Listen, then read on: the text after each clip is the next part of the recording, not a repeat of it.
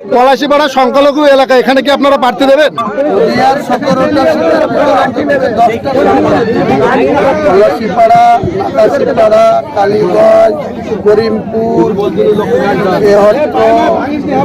চাপড়া,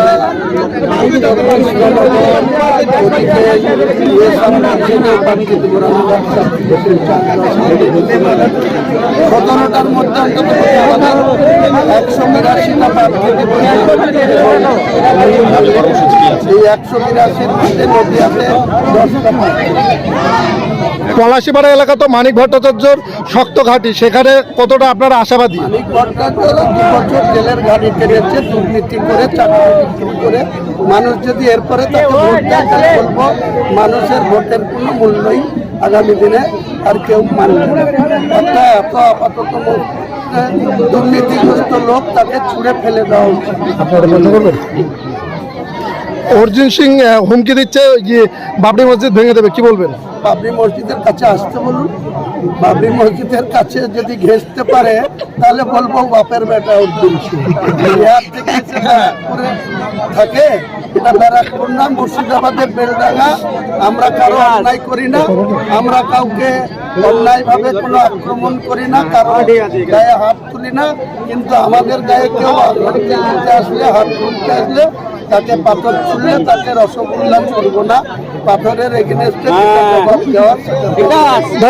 আগামী দিনে পলাশীপাড়ায় কি কর্মসূচি রাখবেন? পলাশীপাড়ায় আমাদের প্রার্থী ডিক্লেয়ার করবো, তারপরে নির্বাচনের সভা করতে আসবো। ধন্যবাদ।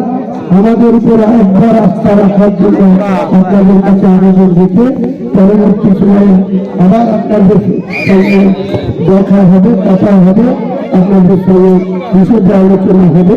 আমি আমার বক্তব্য সংক্ষিপ্ত করে সকলকে আরেকবার আমার সালাম, আদাব, নমস্কার জানিয়ে শ্রদ্ধা, ভালোবাসা।